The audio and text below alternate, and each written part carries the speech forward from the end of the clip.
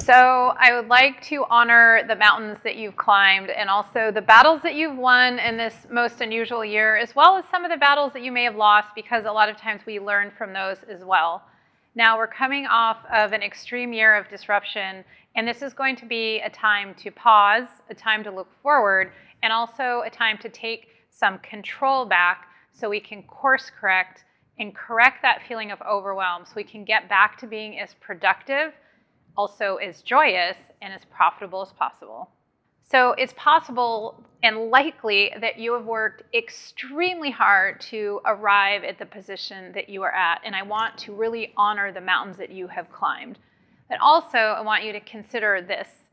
Sometimes if we approach overwhelm and we stay there for too long of a period of time, then there can be some shortfalls in our performance, our level of joy, our productivity, and our profitability, and we're just not happy. And that is not great for us, but it's also, there's a terrible ripple down effect with our teams, our companies, especially if there's big initiatives coming up.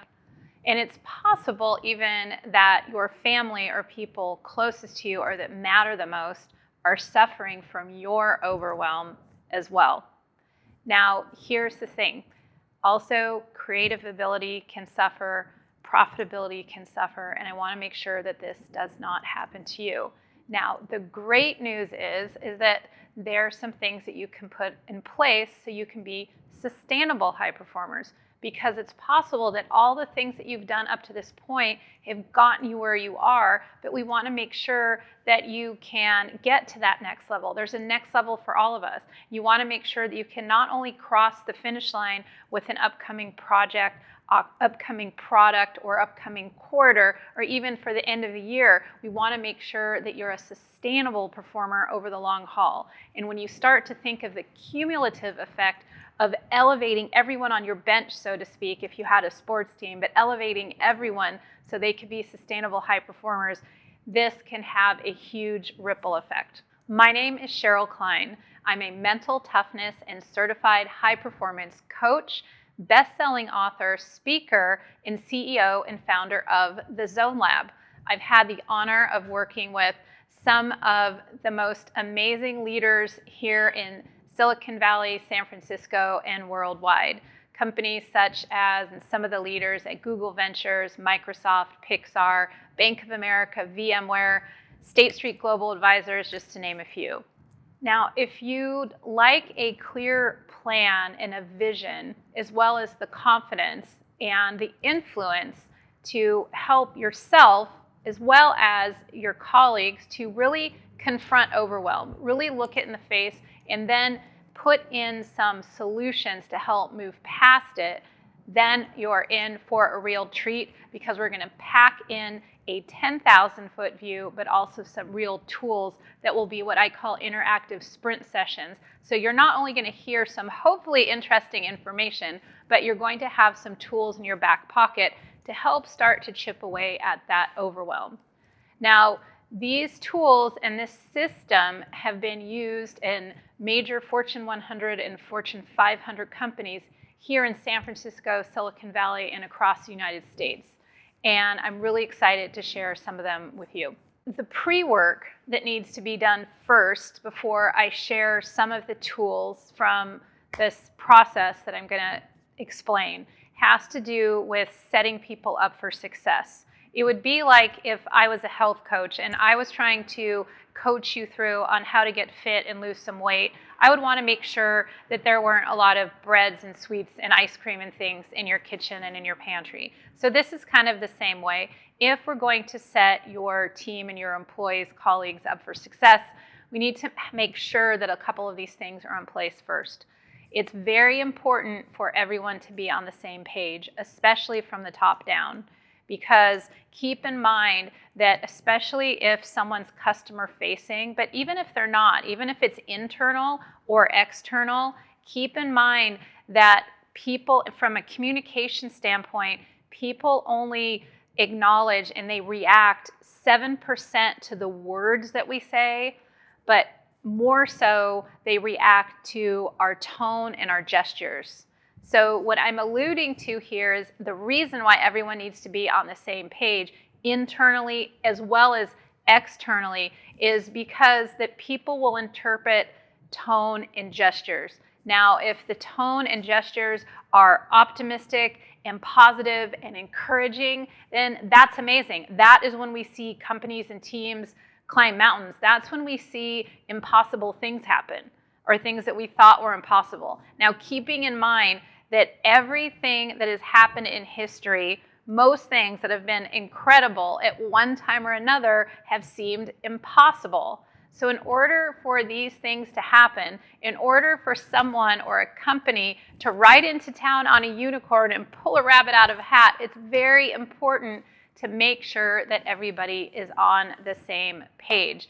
And if that isn't the case, then it's important to get some coaching or training for that person, possibly, or people or team, or reassign them, or possibly even take some drastic measures to make sure that they're not going to infect others. So make sure that everyone's on the same page. So the second thing to keep in mind, and this might be something that seems very pedestrian and simple, but make sure that there's a buffer in between meetings. So all meetings should either not be scheduled on the half an hour or the hour. So in other words, if it's an hour-long meeting, it should actually be 45 minutes. And then if it is a half an hour meeting, possibly it should be 20 minutes.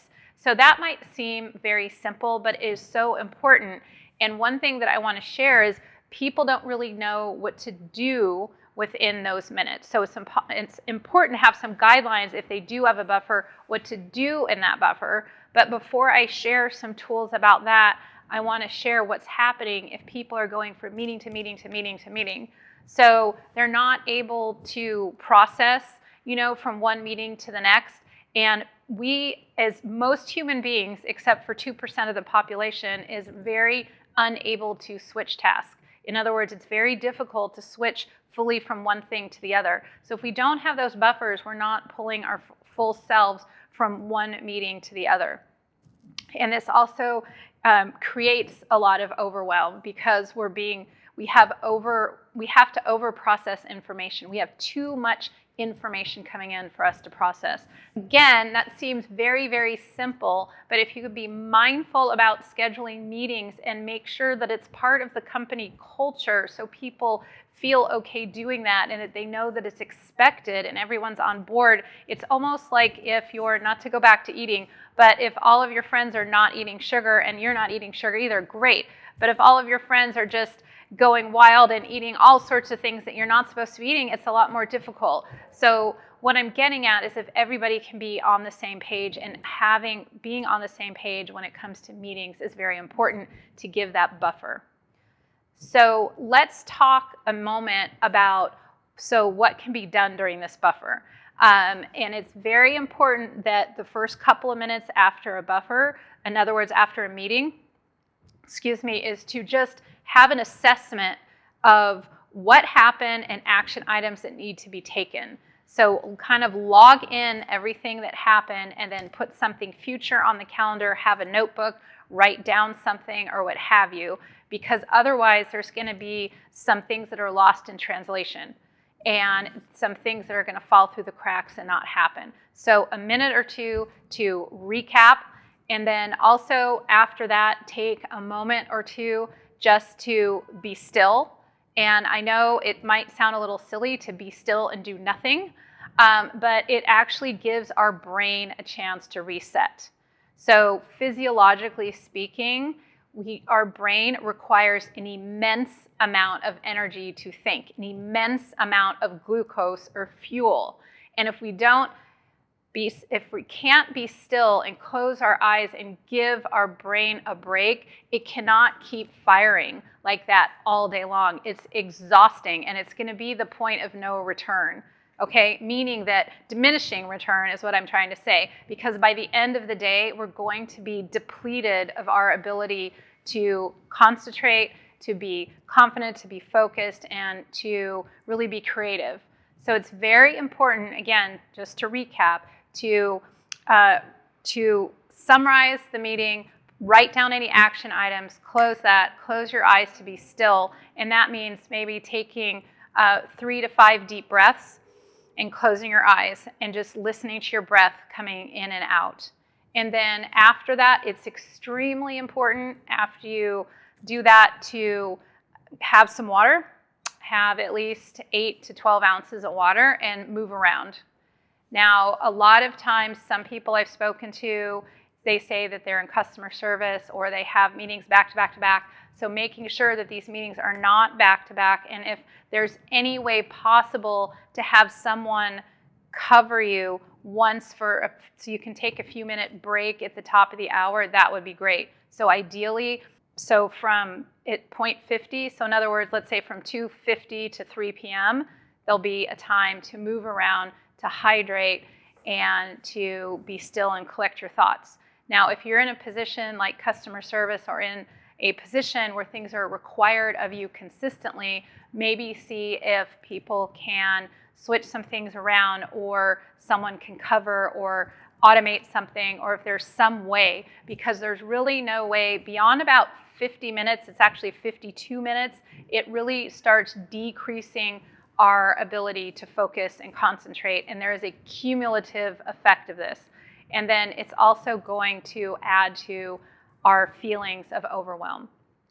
So those two things are the pre-work. One is making sure everyone is on board. It might require a couple uncomfortable conversations, but every time that I have talked to senior leaders and they have had these crucial conversations, it has really paid off and really been important, and especially when they are at a certain level. And then also empower the managers if it's happening down at a lower level as well, because emotional contagions, that's just what they are. They will spread out and start to infect people around them. And I apologize for that analogy, but there's no other better way than I can explain it. And also figuring out and putting in a way into the company culture so there can be buffers. And if 15-minute buffers are not realistic, then make sure that they're at least 10. But anyways, because this way it's the pre-work to setting people up so they can get a drink of water, go to the restroom, have their brain kind of slow down a little bit. Because what overwhelm actually is a mental projection. It is a projection of things getting piled up on us more and more and more, and then we start to tell ourselves that we can't do it, and we start to slow down and shut down. So we want to make sure that that doesn't happen, but we also want to give people a fighting chance. So those are the two things to do before getting started. So in order for you to really understand fully the couple things that we're going to talk about today, I'd like to give you an overview of the entire system, just to give you a context to how everything works and fits together. And then I'm going to give you some insight and tools and resources so you can take action starting right now. So imagine if you had the clarity and also a plan in place to think about how do you want to feel at work, and start backwards from there and recreating it. And then also build the confidence to really speak up for what you need, and also how to make some shifts and changes and really believe that it's possible. And finally, how to build the sustainable habits. So once you have these things in place, you can lean into your highest level of impact in a way that you know that you can carry through over the long term, which won't just be great for you and for individuals in teams, but also it's amazing, and the ripple down effect for companies is huge as well. It's extremely important that we manage our internal world before we start to manage our external world.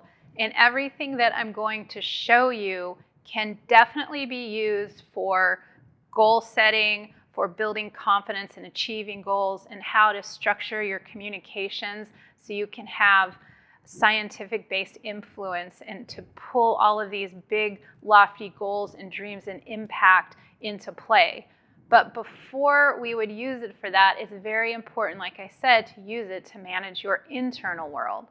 So imagine if you got crystal clear on how you wanted to feel at work, how how to manage overwhelm and how you wanted to go about your days, how you wanted to treat your team, the results that you wanted, and also too, how you show up for your families and friends and those people who matter most to you. So clarity and vision is a big part of this framework. Also, imagine that you had the confidence. Confidence is vital as well, because in order for you to shift, it's very important for you to be confident in your ability that it can happen, and also confident in maybe having some crucial conversations. And finally, there's something called internal influence. I speak a lot about influence, and for anyone that's been around me, they know a lot of content that I share. There's nothing more than I love than teaching people how to structure and use tactical empathy and scientific-based influence to speak up and be heard.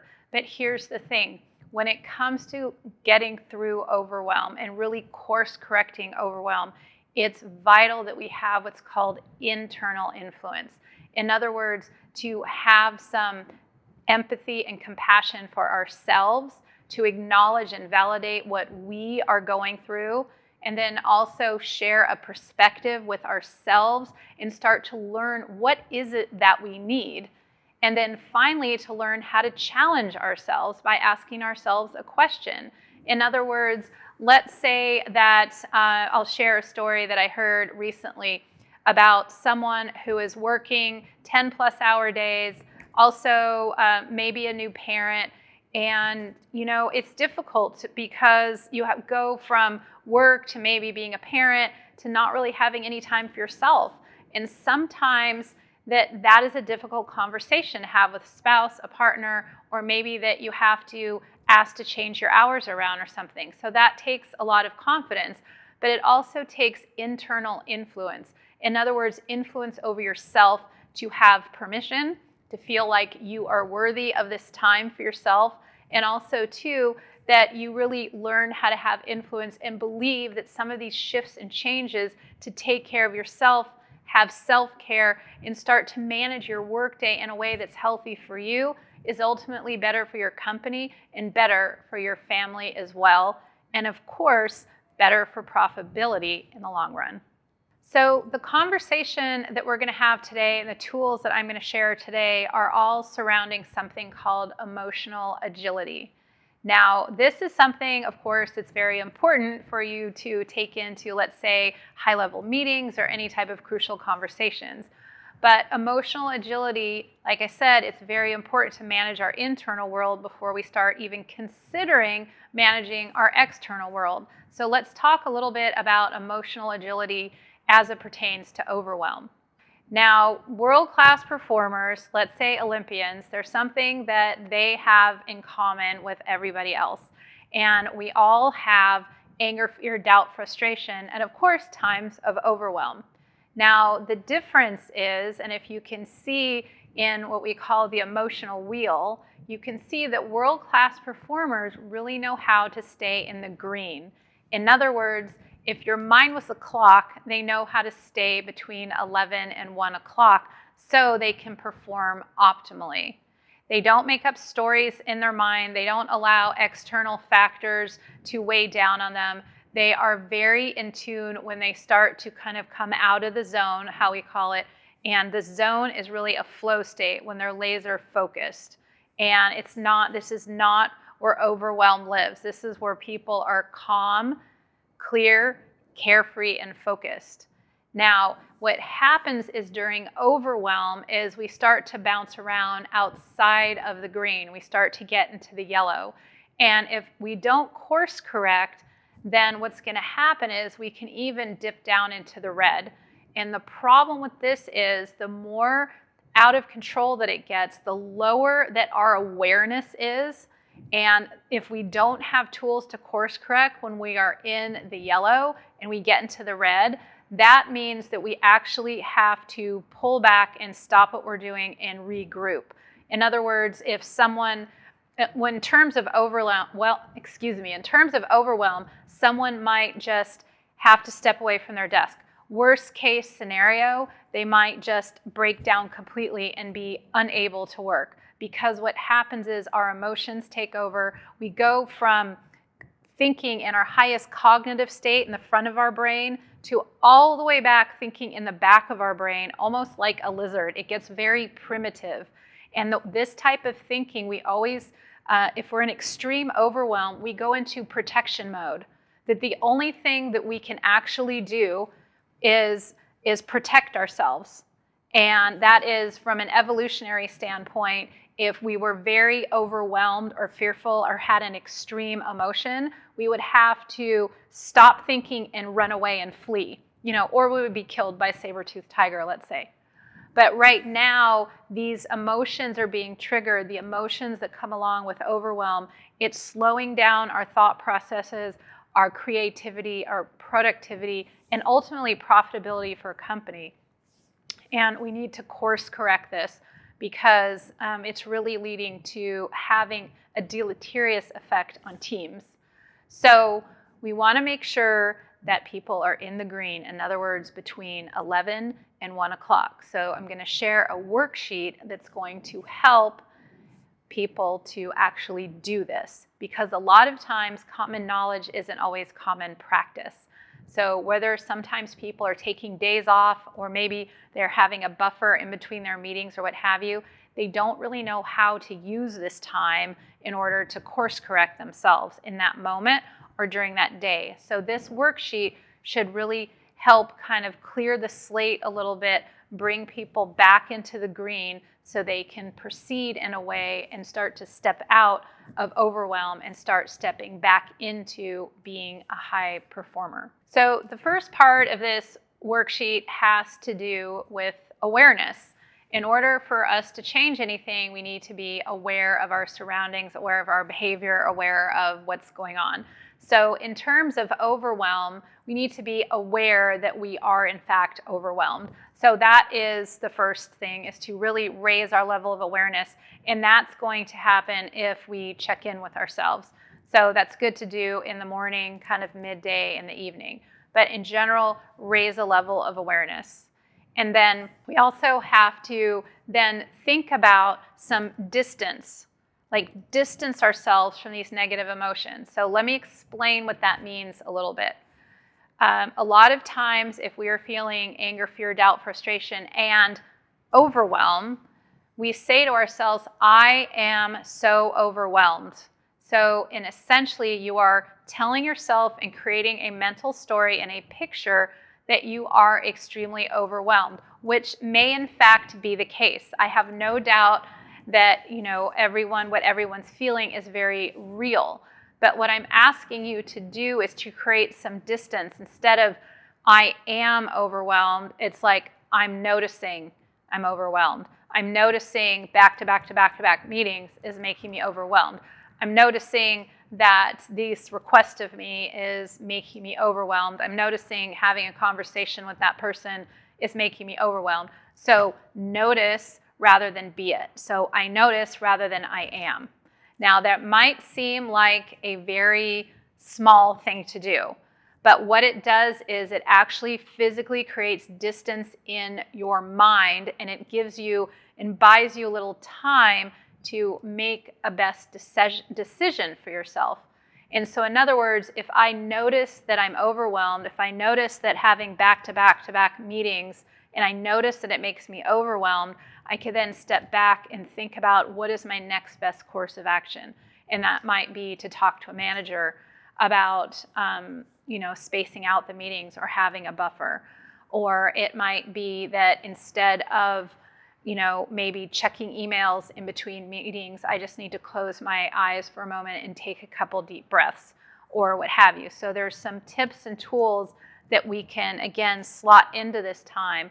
But the first thing to do is raise your level of awareness. That's the A. And then D, distance. In other words, distance yourself from whatever you are experiencing. If you are in a meeting and it gets a little bit emotional and heated, and then you might think to yourself, I'm noticing that I'm being triggered right now. I'm noticing. And then one other thing that's very important and actually really easy to use is that, you can take people's words, but you do not need to take on their emotion. So I know sometimes that, meetings can get pretty heated pretty quickly. And so it's almost like if I had a chocolate cake and I was going to give it to you. You have the choice of taking the cake and setting it down, or you can take the cake and eat it all, right? So if we're having a conversation and I am, upset with you, whether I'm a customer or someone internal or what have you, you have the choice to take the words and set them down, or take the words and take them personally and absorb them.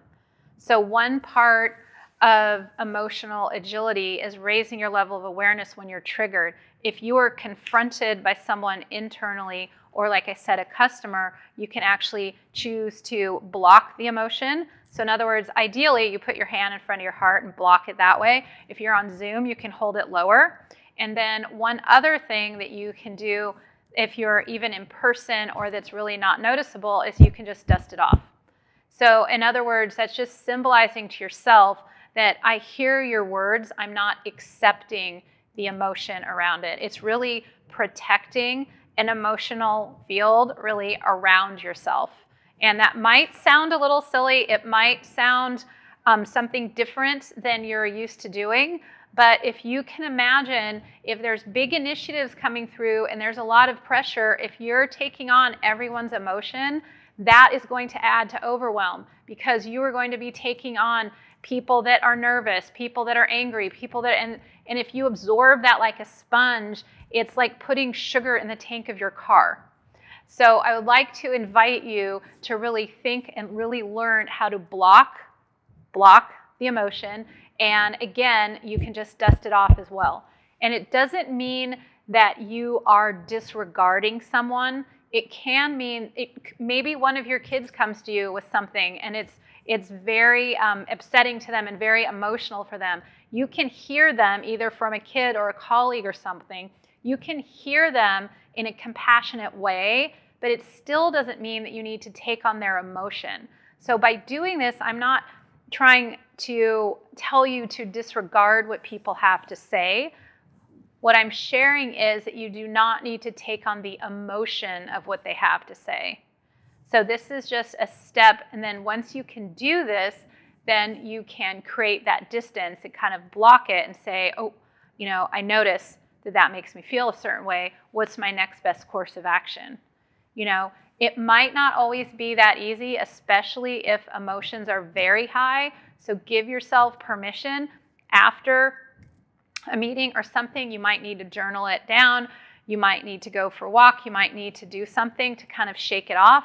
But this is one thing that you can start to do to stop absorbing other people's emotion and just taking on the facts.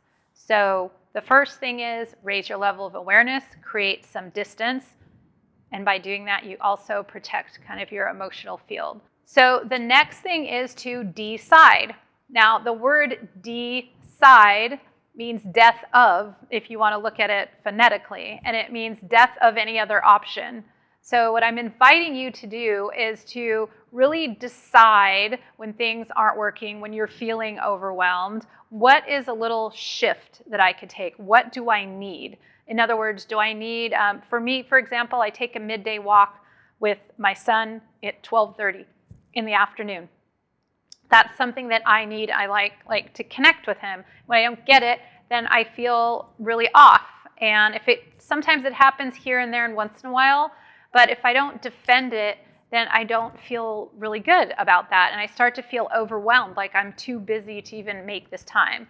So decide. In other words, take back some control of your ability to really work with overwhelm so you can have some more control back in your days. This, again, might require some crucial conversations that require some courage and some confidence. So I'd like to invite you to ask yourself right now, what is one small thing that you need, and maybe why haven't you asked for it yet? So this would be a good time to write this down, because a lot of times people tend to be more accommodating than you might think. So if you need a break or a buffer in between meetings, you need to be offline for half an hour in the middle of the day, you need to stop work at a certain time, or, what have you, then start to think about how do I want to feel, and then decide and start to make those decisions and course corrections so you can really manage overwhelm. Now, just to recap, we went over the emotional wheel, which is a snapshot and something that I've actually taught and that Olympians use so you can manage your mindset and stay between 11 o'clock. This will allow you to perform at your absolute best over the long haul. When you notice yourself bouncing around out of the green, it's time to have a reset by taking a breath and also running through the ADD, Emotional Agility Blueprint. Then we went through the worksheet, the blueprint, and you really learned how to raise your level of awareness. So in other words, notice something rather than experience it, not like this is stressing me out. This is because what happens is a lot of times we're handed a snowball, we make it into an avalanche rather than taking a perspective and taking a positive action. Okay, raise your level of awareness, notice what's going on, and then really importantly, really decide some small changes that you need to make that might help you out. And you can do this by asking yourself, how do I need my day to go? What are some small changes? Now, one example is I spoke to someone a while back, and he was saying he loves to mountain bike ride. And also he just wants to walk like 10 minutes in the middle of the day or something. But it's challenging because of kids and all the things, and he's home and working, and so it requires a conversation. It requires a conversation with his partner. I would say the biggest hurdle he had was giving himself permission to take that 10-minute break. It doesn't sound like a big thing, just a 10-minute break, but the first issue was permission, and then it was building the courage to have a conversation with his wife, and then to just do it and plan it into the schedule. So hopefully that is helpful. Raise your level of awareness, and then distance yourself from what you are experiencing by noticing something rather than being something. And then finally decide. Ask yourself, what is one shift that I can make that's going to help me out? So in summary, it's incredibly important to do the pre-work. Get everyone on the same page, even if it's going to require some difficult conversations, because in the long run, it's going to help not just them, but help the entire organization deal with overwhelm. And then second, assess the meetings. Make sure that there are buffers in between the meetings, and make sure that colleagues understand what is really important that they do in between those meetings, and just make those things accessible. You can't control what people do with their time at home, but you can make some recommendations based on the last 30 to 40 years on human performance. Some of these things that I offered will help them get grounded and cure overwhelm. And then finally, teach them how to be emotionally agile, how to manage their inner world so they in turn can set goals and can really go after it in their external world.